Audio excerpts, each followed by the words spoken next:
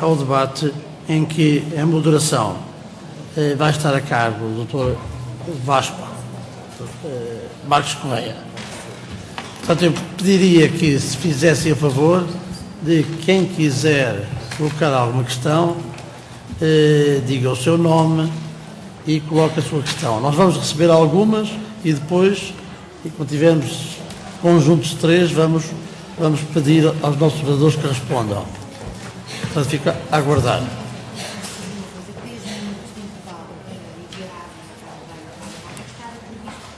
Eu temo que a demandada. A demandada não pode ser. Bom, vamos prosseguir. Portanto, eu gostaria de pedir quem é que pretende colocar questões aos nossos oradores para iniciarmos o debate, moderado pelo Dr.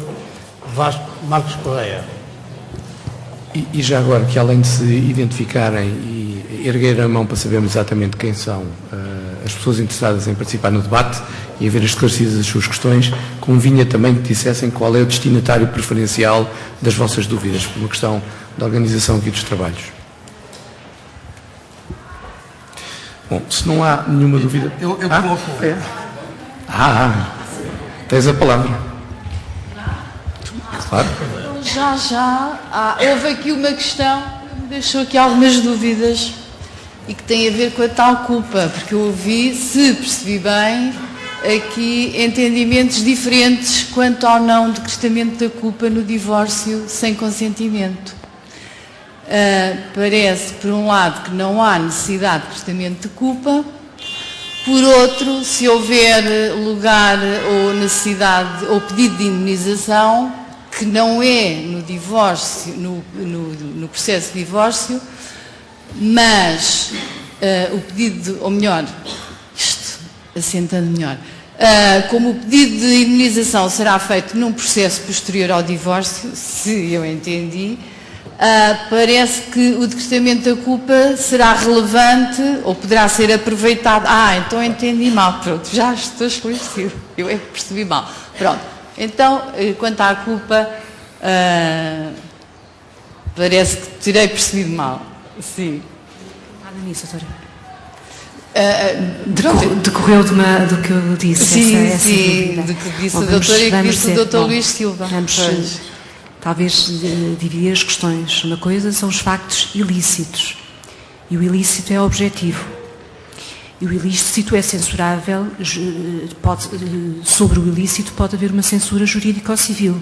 No processo de divórcio, grande parte dos fundamentos, não obstante não se conhecer a culpa e não se fazer o trabalho jurídico de apreciação da censurabilidade, podem vir a consubstanciar, quando se invoca a ruptura do casamento, os factos que fundamentam esta ruptura ou correspondem a uma frustração, factos que levem à conclusão que há uma frustração da teleologia do contrato, ou muitas vezes do conteúdo do contrato, que implica direitos e deveres. Portanto, muitas vezes a alegação da ruptura implica, e tem sido feita essa escolha, e bem, a invocação de deveres conjugais. Mas a invocação é uma invocação que é apreciada objetivamente. Foi violado o dever de cooperação, foi violado o dever de cooperação corresponde a um direito de cooperação da outra parte. O Tribunal depois não vai dizer se isto é censurável, se não é censurável, nem vai graduar culpas.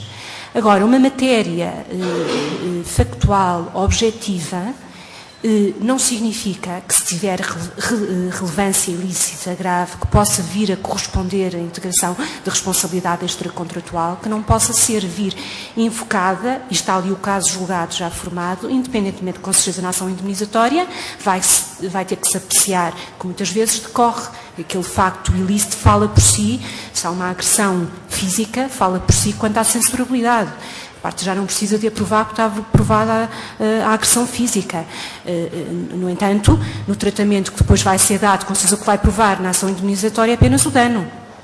E depois o juiz, na ação indemnizatória, perante aqueles factos que foram objetivos provados no processo de divórcio, pode então dizer que são censuráveis a título de culpa civil.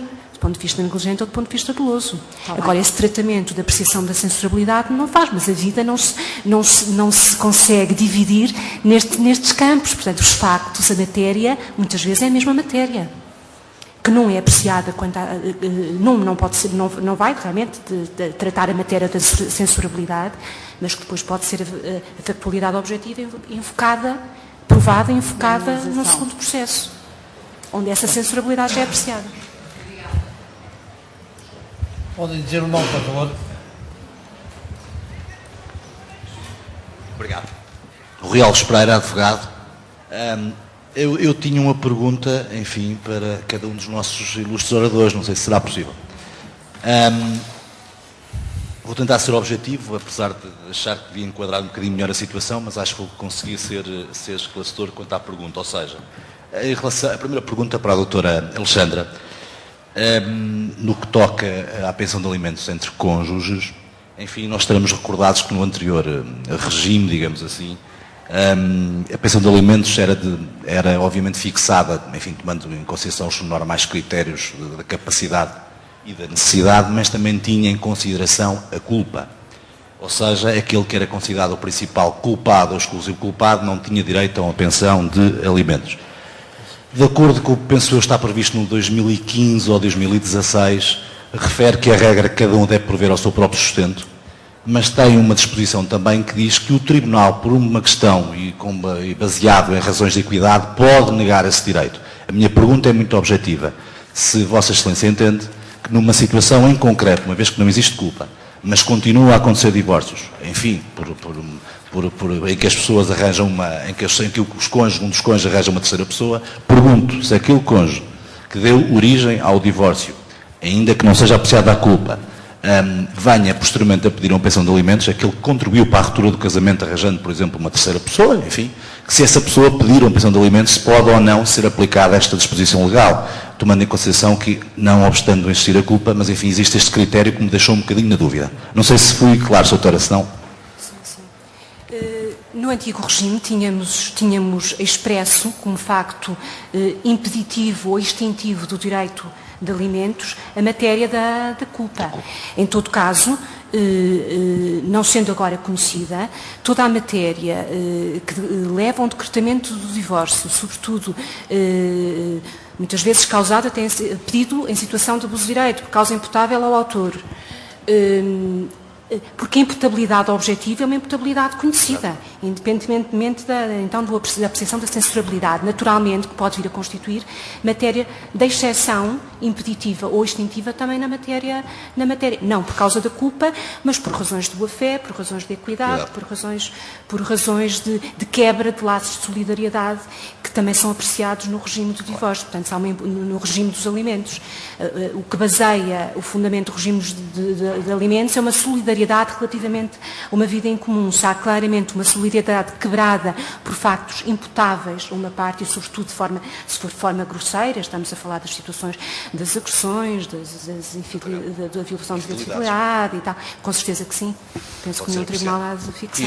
Faz-me sempre um bocadinho sempre esta pergunta, enquanto advogado, que é que perante estas situações de agressões, enfim, ou infidelidades, se há direito ou não da pessoa que os cometeu pedir pensão de alimentos, e até que ponto esse número 2 poderia resolver? Poder pedir, claro. E, aliás, o número de 2016, o número 3, leva exatamente a isto. Por razões manifestas de equidade, o direito de alimentos pode ser negado. Com certeza que entra aqui. Entra aqui, era isto que estava a referir. Com certeza. Claro. Pedir pode, mas provavelmente é uma ação improcedente.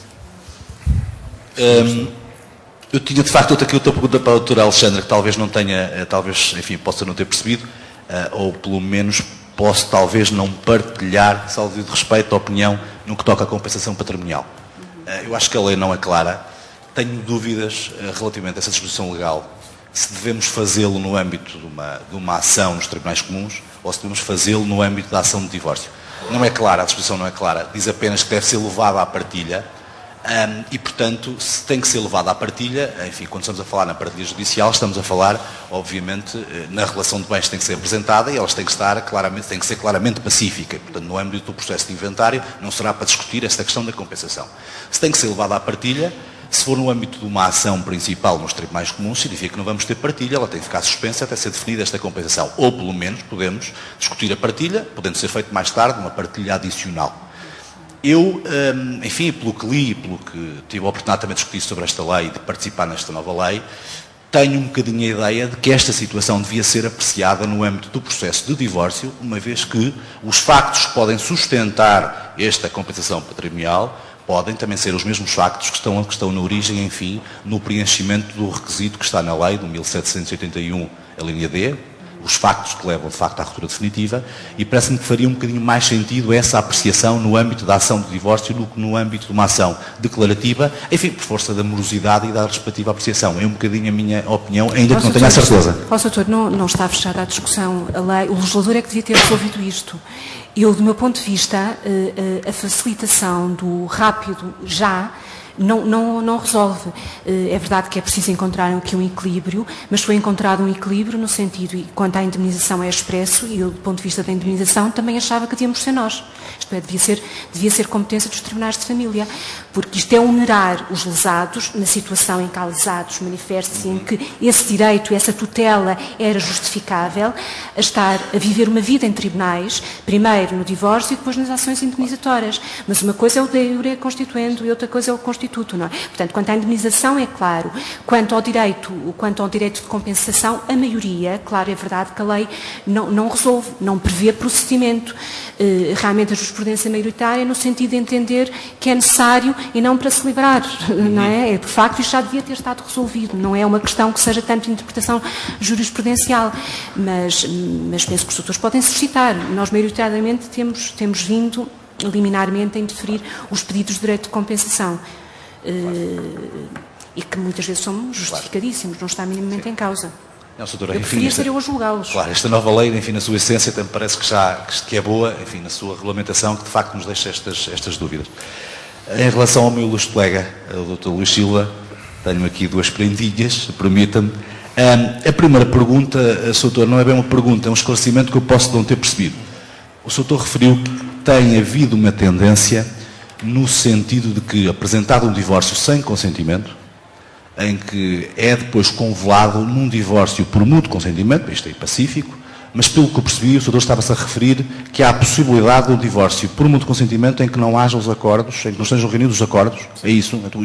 Neste caso o Tribunal decreta o quê? Tal e qual, decreta o divórcio, convolou e depois diz, no entanto, em relação por exemplo, no caso concreto, em relação à regulação das responsabilidades parentais, isso continua à parte, tal e qual. Ó, Doutora, porque isso não faz muito, enfim, não resulta da lei, quer dizer, o decreto o divórcio por mútuo consentimento, e esse é o divórcio comum, não é? No Instituto... Um dos casos eu tenho exatamente à minha frente, claro que não o vou tornar de modo nenhum público, nem tão pouco, mas não deixa de ser interessante. Homologo definitivamente o acordo quanto à atribuição de caso de família e relação de bens apresentadas, tal, por aí fora, ficando consequentemente o divórcio dissolvido, sendo que, em relação às responsabilidades parentais, continua no penso ali ao lado. Tal e qual, o processo ainda está vivo. Não é caso único. Este eu consegui obter o documento. Doutora, que eu acho não que... é caso único. É evidente, atenção, voltamos ao mesmo problema. Do meu ponto de vista, a questão que se falava há pouco do MP estar ou não presente na tentativa conciliatória, na Conferência de Pais, pode ser uma nulidade secundária. Se ela não for invocada, voltamos ao mesmo princípio. Não, é que eu acho que há aí uma discussão no que diz respeito à outra modalidade de divórcio por mútuo consentimento, que dá entrada no Tribunal, em que não há consenso contra todos os acordos, aí não poderia fazer sentido haver um decretamento do divórcio fixando-se as respectivas consequências, que a lei também não é clara e penso que no preâmbulo aí sim. E pela pesquisa que fiz, encontrava aqui duas posições. Em relação a... Eu dizia, com base nos fundamentos, nos princípios, na parte preambular, efetivamente era possível decretar o divórcio, mantendo ainda como uma via incidental a resolução de uma questão, por forma, enfim, a não protelar no tempo todo aquele conflito. No entanto, também existe uma posição que diz, pela letra da lei, de facto, ou decreta o divórcio com tudo regularizado, ou não decreta o divórcio. Pronto, efetivamente esta é a maioritária. A outra foi uma surpresa que me aconteceu não há muito tempo e que falando com outro escritório, onde tem também muitos processos destes, vieram-me confirmar que do mesmo tribunal já tiveram 3 ou 4 sinais idênticos. A questão que se me coloca é um pouco esta. Se eu me conformo com tal decisão e as pessoas vão à sua vida, mantendo embora a regulação das responsabilidades parentais em aberto, pois o processo tramita. Ninguém levantou a questão. Mas aí faria mais sentido noutra modalidade, Sr. Doutor. Na outra modalidade de divórcio, faria mais sentido essa Claro, leitura claro, isto foi uma na outra modalidade de foi divórcio. uma solução. Se o magistrado na altura encontrou, dizer, bom, divorcio, aprova os outros acordos todos, este vai continuar a ser discutido. E, efetivamente, esta decisão é de março de 2011 e o outro, penso, ainda continua com a regulação provisória das responsabilidades parentais. Está mais demorado porque é um problema de guardas alternadas. Eu também.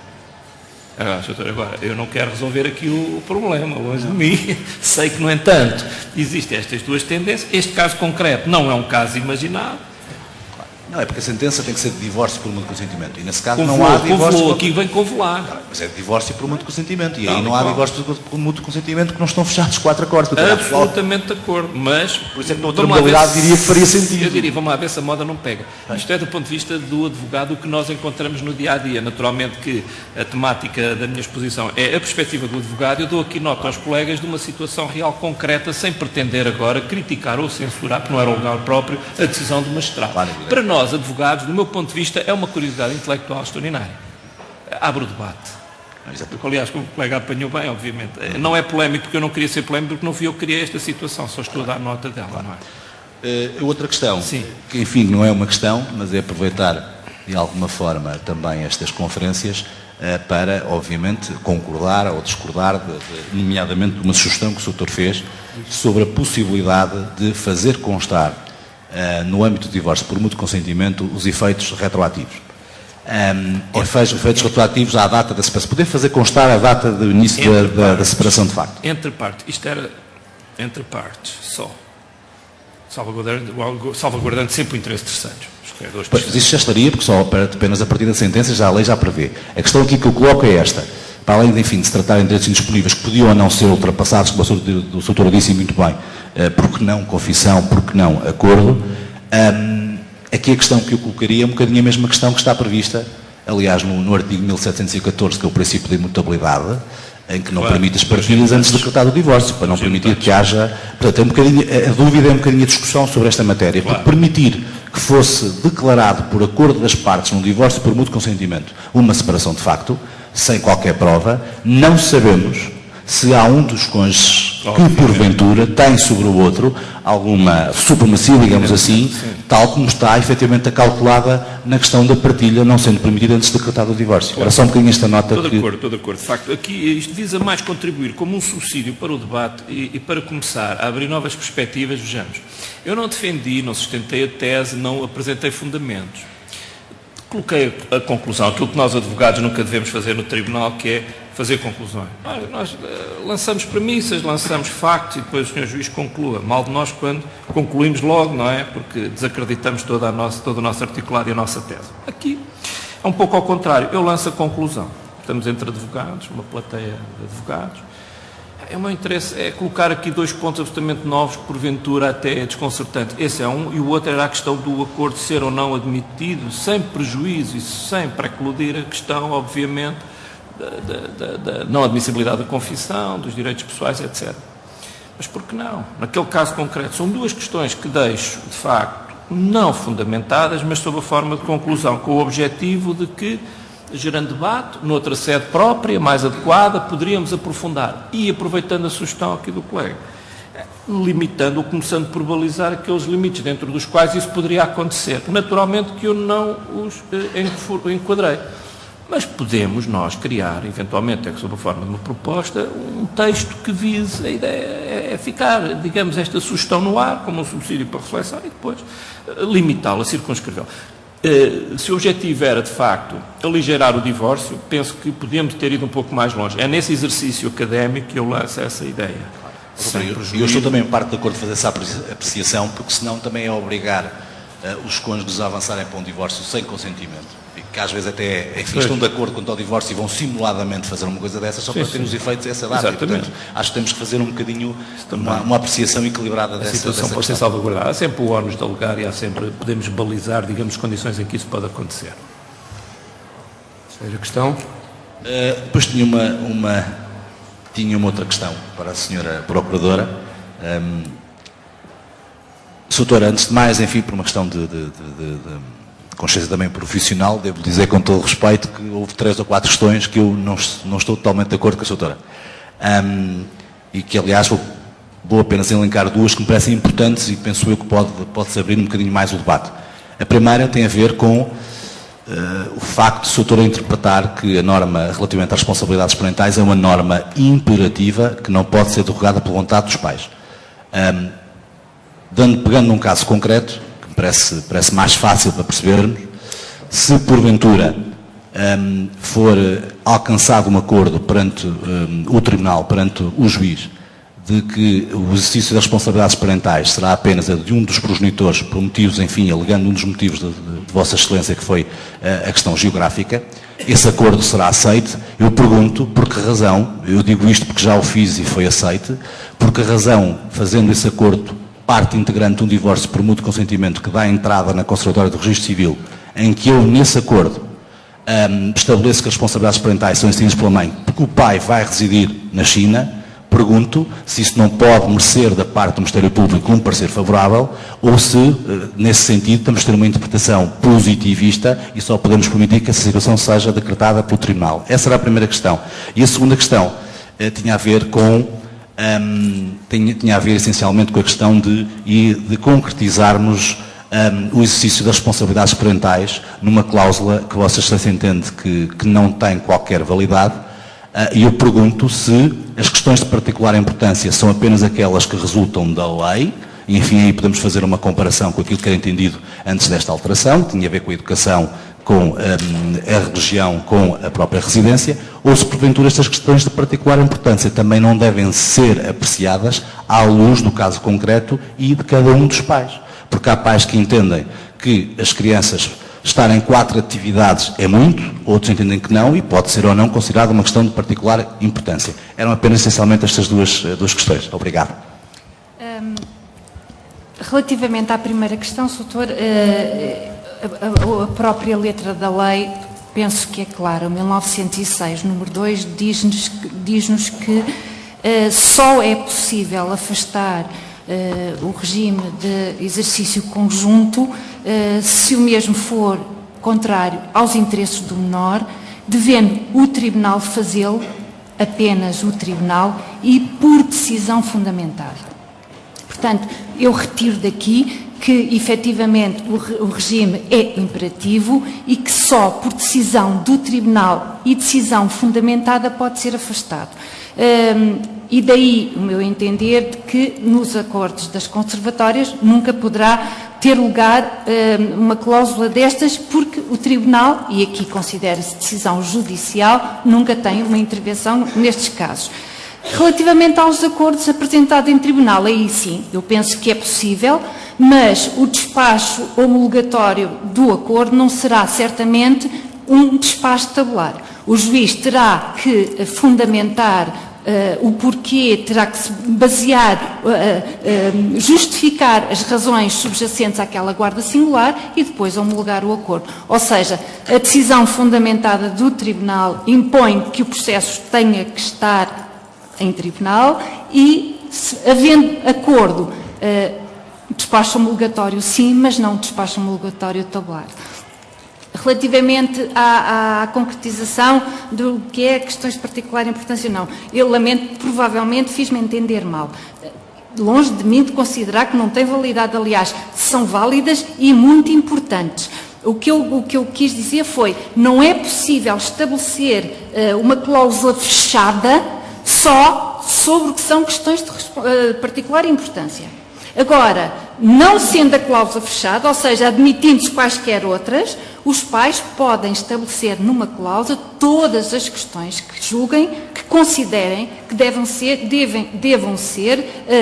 decididas em conjunto, sejam elas de particular importância ou não. Os pais têm todo o direito de considerar que determinadas questões da vida corrente dos filhos devem ser decididas em conjunto. Se se estabelecer no acordo, tudo bem. O que eu penso que não é permitido e é ilegal é uma cláusula fechada que não permita mais qualquer outra questão ali incluída. Aí sim temos uma violação de 1906 número 1. Muito obrigado. Talvez tenha percebido mal. Vou perguntar a primeira questão. Peço desculpa, já estou aqui a utilizar, mas também a própria lei não permite que os pais cheguem a um acordo de alteração das responsabilidades parentais, em que apresentem a homologação do Tribunal.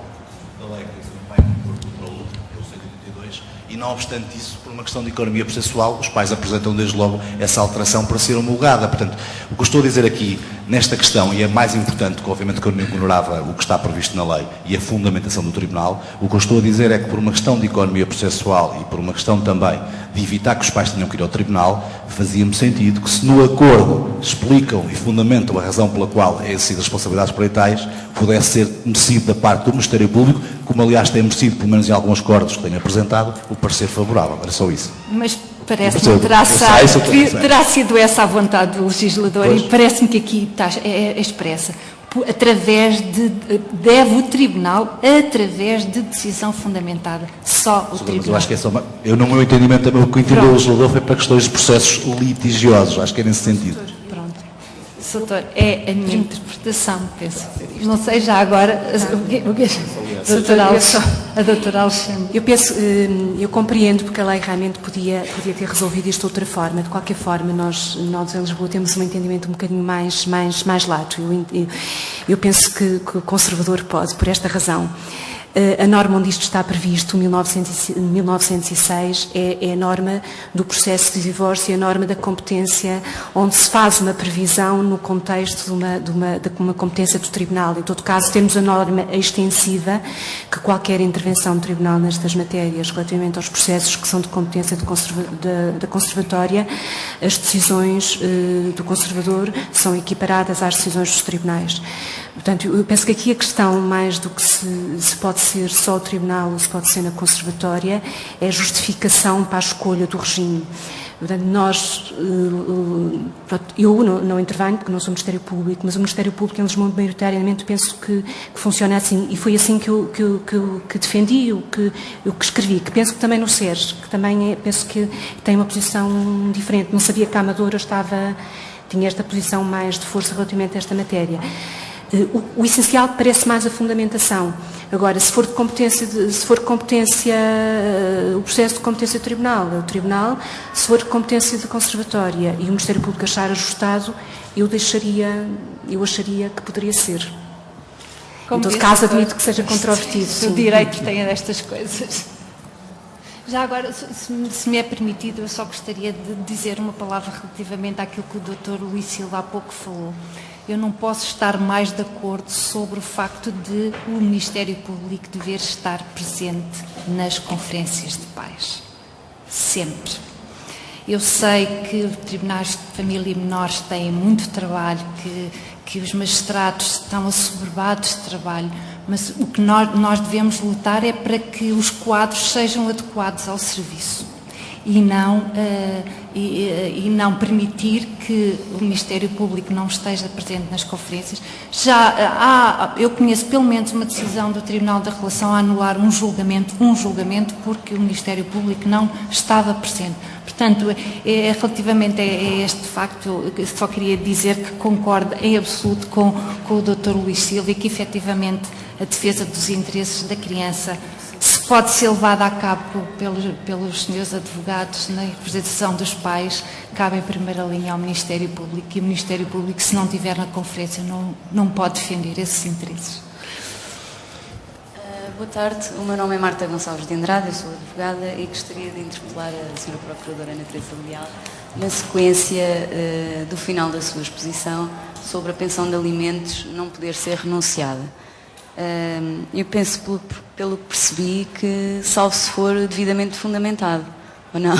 Não pode. Porque nos casos, como eu tenho, é um caso em que a responsabilidade parental está definida, com guarda partilhada, os progenitores estão de acordo, é um caso até, para mim, único e muito saudável, em que o interesse da criança é exatamente superior ao interesse dos pais, e ambos partilham todas as despesas relativas à menor. Portanto, a mãe vem pedir a homologação do acordo no sentido de alteração com a renúncia da pensão de alimentos, exatamente porque acham que não faz sentido ela continuar a receber uma pensão de alimentos quando ambos os progenitores dividem e na totalidade todas as despesas com a menor. Doutora, mas aí há pensão de alimentos. Estava regulada. E ela vem renunciar Ou seja, a essa se os pais estão a dividir as despesas dos menores, os pais estão a pagar a pensão de alimentos. O pai que não tem a guarda, presumo que a guarda é só de um deles. A guarda era inicialmente da mãe. Pronto. Passaram a fazer guarda partilhada. Se os pais estabeleceram que as despesas da criança são pagas pelos dois, o pai está a pagar a pensão de alimentos. Certo? Não está a pagar a pensão de alimentos na medida em que paga as despesas da criança na parte que lhe diz respeito. Certo? Pois, mas relação... Vamos lá ver, a pensão de alimentos abrange tudo. Abrange a alimentação, a educação, o vestuário, por aí fora, tudo. Se os pais acordam que as despesas da criança são divididas a meias e pagas de forma igualitária, não sei como é que estabeleceram, provavelmente mediante a apresentação do respectivo recibo, por aí fora, o pai está a pagar a pensão de alimentos. Mas o que eles vêm pedir na alteração é exatamente isso, é fundamentando. É deixar de haver pensão de alimentos por parte do pai, a mãe aceita, a mãe é que interpõe a ação da alteração e a mãe aceita não receber a pensão de alimentos, exatamente porque já dividem todas as despesas da criança. Senhora, mas é assim, mas eu volto à mesma, o facto do pai estar a pagar parte das despesas, isso é pagar a pensão de alimentos, é pagar a pensão de alimentos que lhe diz respeito. O que muitas vezes acontece, há situações em que acontece isso e normalmente o que para efeitos de incumprimento e tão só se estabelece que o pai pagará metade das despesas da criança e depois estabelece um valor em abstrato que nunca será inferior a X, portanto a 200 euros ou 250 ou 300, seja o que for, só e tão só para efeitos de incumprimento. Porque depois, quando se vai chegar ao incumprimento, precisa-se quantificar o incumprimento. Designadamente, ou para fazer os descontos ou até para executar. Agora, eu acho que é possível isso, porque pensão de alimentos não significa só entregar X por mês à mãe. Se o pai está a pagar diretamente as despesas, por exemplo, tem situações em que o pai, a pensão de alimentos dele, reconduz, por exemplo, a pagar o colégio frequentado pelos menores, do curso. E é uma pensão de alimentos. O facto do pai estar a pagar o colégio, a mãe suporta as outras despesas. Se aí há uma divisão das despesas, o pai está a pagar uma pensão de alimentos, porque está a contribuir para as despesas dos filhos, portanto, naquela ela medida. Tem sempre que existir deessa forma, independentemente depois na vida cotidiana, devido à profissão do pai e trabalhar essencialmente de noite, a mãe é que presta mais apoio à criança, eles interagem perfeitamente, comunicam e à medida que as coisas vão acontecendo, eles vão dividindo e vão fazendo porque comunicam. É uma relação saudável, apesar de estarem divorciados. Certo. E, portanto, ele acha que não faz sentido estar a pagar no início do mês aquela pensão que ficou estabelecida, visto que já paga quando é preciso pagar. Alteram o regime no sentido de ficar estabelecido que o pai paga a título de pensão de alimentos, o pai pagará metade de todas as despesas que a mãe faz com a criança. Pronto, tem que ser dada então essa forma. Não foi assim que entrou a alteração. Portanto, mediante, por exemplo, sei lá, a apresentação do respectivo recibo ou de outra forma qualquer, ou sem isso, se os pais assim entenderem, mas o facto de ele estar a pagar já constitui uma pensão de alimentos. Não tem necessariamente que entregar X no início de cada mês. É porque eles nem sequer conseguem quantificar o montante. Convém ter sempre ali uma baliza para efeitos depois de um eventual incumprimento. Mas enfim. Obrigada. Muito bem. Mais questões? Boa tarde, o meu nome é Filipa Barroso, sou advogada também. Em primeiro lugar, com o devido respeito, eu não concordo tanto com a presença obrigatória de um procurador do Ministério Público, portanto não concordo com um papel tão interventivo nestes processos em particular por parte do Ministério Público. Para mim a dialética perfeita é o pai tem o seu representante, também tem o seu representante, e existe a figura neutral, que é o juiz, que existe precisamente para isso, que vai decidir ouvindo um lado e ouvindo o outro. Se fosse mãe, penso que não apreciaria muito ver o meu filho, ver uma opinião acerca do futuro do meu filho, de uma terceira entidade, que não fosse ou eu próprio, ou o meu marido, ou ou aquela entidade que é um dos poderes do Estado que nós assim escolhemos para decidir o nosso futuro. Ainda um quarto elemento já é um pouco a mais. Pronto, é uma opinião minha. Entretanto, acerca da outra questão, portanto, da culpa nos divórcios, nesta nova modalidade abençoada, que realmente agora temos, de poder haver divórcio sem consentimento do outro cônjuge, mas eu penso que a culpa não foi eliminada e é impossível ser. Penso que ela continua bastante mascarada. E quanto a mim isto continua um pouco complicado de gerir, porque nós somos humanos, quer queiramos, quer não, e até devido à nossa mentalidade, não sei se é por termos ainda muita tendência judaico-cristã, nós somos obcecados com a culpa. E continuamos todos nós ansiosos sempre para ver quem é que tem mais culpa. Eu penso que isto continua sempre, pelo menos nos nossos subconscientes.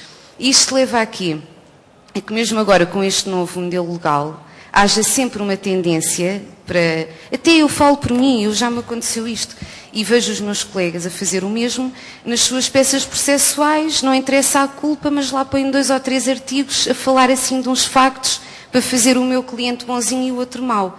Continua a tendência manicaísta, porque o divórcio vai ser decretado à mesma, não interessa se querem, quer não, ótimo, mas depois para determinados efeitos, como por exemplo a atribuição da casa de morada de família, o seu doutor juiz, quer queira, quer não, já leu, e depois isso vai influenciá-lo psicologicamente, num caso em que ambos os cônjuges têm uma situação financeira idêntica. Acordaram, por exemplo, na guarda conjunta e portanto, no regime partilhado das crianças, na guarda, portanto, em que ficam as crianças metade do tempo com cada um. Então, aí a casa de morada de família, qual é o critério? Então, que se vai escolher para ser atribuída a um ou outro? Qual é o critério? E lá estão aqueles tais 2 ou 3 artigos que se calhar depois vão... se calhar aquele que foi infiel ou que não cooperou tanto, merece menos. Portanto, eu até penso que devia haver mais radicalismo na lei. Se calhar uma petição inicial, que acaba por ser pseudo-petição inicial, não é? Passaria a ser um requerimento chapa 4, entre aspas, passa a expressão, em que apenas com 1 ou 2 artigos ficaria feito e se o advogado continuasse os seus artigos com outros factos, era simplesmente inepta aquela petição inicial. Não podia ser aceite, porque depois o outro vai repostar e por aí fora. Portanto, estamos já a ficar com zonas demasiado cinzentas. Esta é a minha opinião. Não sei se a doutora tem alguma sugestão, concorda? Mas, concretamente, doutora, qual é a dúvida?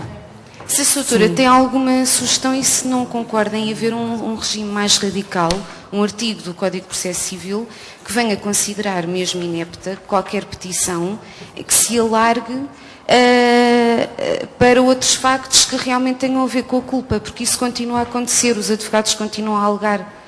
Doutora, ineptidão é falta de causa de pedir uma mas serem alargados os critérios. Bom, vamos lá ver. Não sei.